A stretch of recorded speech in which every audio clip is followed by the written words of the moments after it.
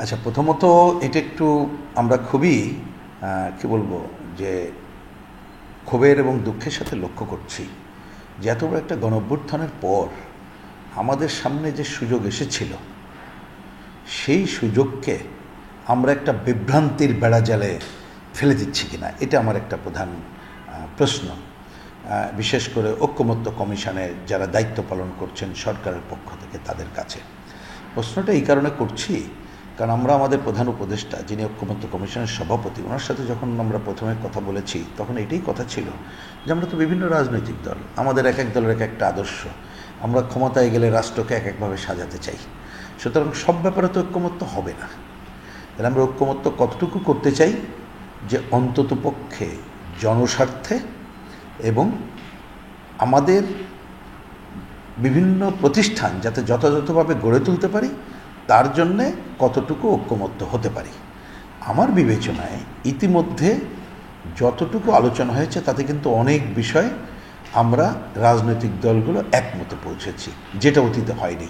এটাকে আমি অগ্রগতি হিসাবে দেখতে চাই।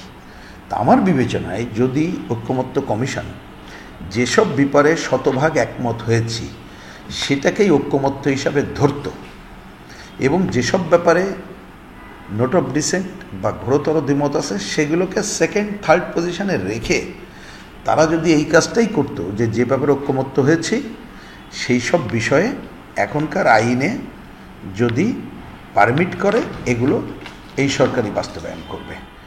আর যেগুলো সংবিধান সংশোধনের সাথে জড়িত, এটা কিভাবে করা যাবে, সংবিধান সংশোধন কোন পদ্ধতিতে হবে সংবিধানেই লেখা আছে, সেটাকে ছেড়ে দিতে হবে আগামী সংসদের নির্বাচনে যারা নির্বাচিত হবে তাদের প্রতি। তাহলে কিন্তু সমস্ত বিতর্কের অবসান ঘটিয়ে আমরা সবাই মিলে ঐকমত্য এবং ঐকমত্যের সনদ প্রতিষ্ঠা করতে পারতাম। এর বাইরে যেসব ব্যাপারে নোট অফ ডিসেন্ট বা দ্বিমত আছে আমরা এখানে বলে দিতে পারতাম, জাতিকে জানিয়ে দিতে পারতাম কোন দলের কি বক্তব্য, এবং আগামী নির্বাচনে ওই দলগুলো যার যার বক্তব্য সে নির্বাচনে ইস্তাহারে ঘোষণা করত এবং নির্বাচিত হলে তারা ওইটা বাস্তবায়ন করত। তাহলে কিন্তু কোনো জটিলতা থাকতো বলে আমি মনে করি না।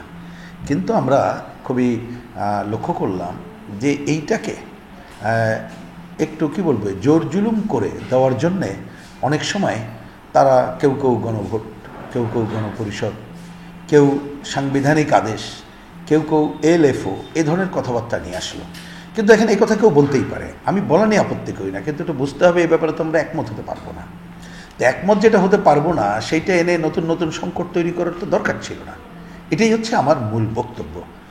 আমি শেষ দিকে এসে লক্ষ্য করলাম যে আমাদের অনেক দলের পক্ষ থেকে এখানে তারা গণভোটের ব্যাপারে ঐকমত্য হয়েছে, কিন্তু ঐকমত্য কমিশন যেভাবে সব দল একমত হয়েছে আমরা সেইটার সাথে মনে করি না। কারণ আমরা কিন্তু কমিউনিস্ট পার্টি আগেই বলেছি, যেমন মুক্তিযুদ্ধের মধ্য দিয়ে অর্জিত 4 মূলনীতি বাদ দিয়ে কোনো কিছু আমরা গ্রহণ করব না, এবং তারা যদি ওইখান থেকে না সরে আসে সনদের সাথে আমাদের থাকাও সম্ভব হবে কিনা আমাদেরকে ভেবে দেখতে হবে। আর গণভোট এগুলো তো আমরা আগে থেকে বলেছি এটা আমরা অপ্রয়োজনীয় মনে করি।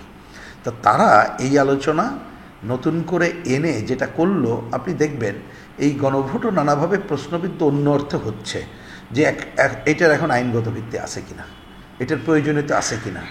বা এখন কথার কথা ওনারা একটা গণভোট করলেন, কিন্তু এই গণভোট কি বাধ্যতামূলক কিনা, কিন্তু মানুষ যদি গণভোট দেয় তখন মানুষের সামনে পারসেপশন হবে এটা তো অবশ্যই সরকারের করণীয় হয়ে দাঁড়াবে। কিন্তু আপনি পার্লামেন্টে সংশোধন ছাড়া কোনো কিছু করতে পারবেন না, এবং গণভোট এমনকি তারপরেও করতে হতে পারে। আর একটা বড় প্রশ্ন, এখন কিন্তু আমাদের সংবিধানে গণভোটের জায়গাটা নাই, তা সুতরাং এটা কীভাবে করবে? আমি বলছি তা এইটা আমি জানি না, আর প্রিয় সংসদে এটা এক একজনের এক এক মত, সুতরাং এটাকে ঐকমত্য হওয়া কঠিন। আমাদের সামনে একটা প্রধান বিষয় হচ্ছে নির্বাচিত সরকারের হাতে ক্ষমতা হস্তান্তর করা। তা আমরা যদি এখন এই আলোচনাগুলো নতুন করে আনি তাহলে আলটিমেটলি নির্বাচন শুধু বিলম্বিত হবে তা না, আপনি দেখবেন নির্বাচনের প্রতি, বিশেষ করে অবাধ সুষ্ঠু গ্রহণযোগ্য নির্বাচনের প্রতি যেভাবে দেশের জনগণ এবং রাজনৈতিক দলগুলোর মনোনিবেশ করা উচিত সেটা তারা করতে পারবে না। এটাই। শেষে আর একটা কথা বলি, দেখেন সাধারণত গণভোট হলে আপনি কিসের ভিত্তিতে গণভোট করবেন, কিন্তু অনেক কথা, তার মধ্যে মত দ্বিমত নানা মত, এইভাবে তো গণভোট অতীতে কখনো আমরা দেখিনি। সুতরাং এটি একটা সংকট থেকে যাবে।